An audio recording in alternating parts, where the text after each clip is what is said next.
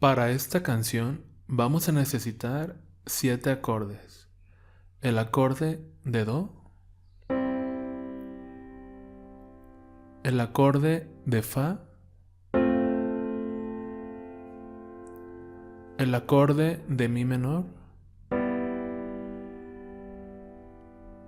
el acorde de Re menor,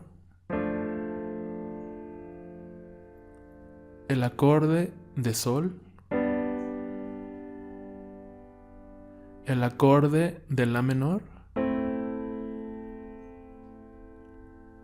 y por último el acorde de Re.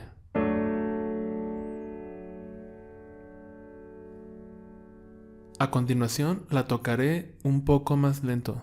Recuerden que las notas musicales las encontrarán en la descripción de este video. Bueno, eso sería todo y hasta la próxima.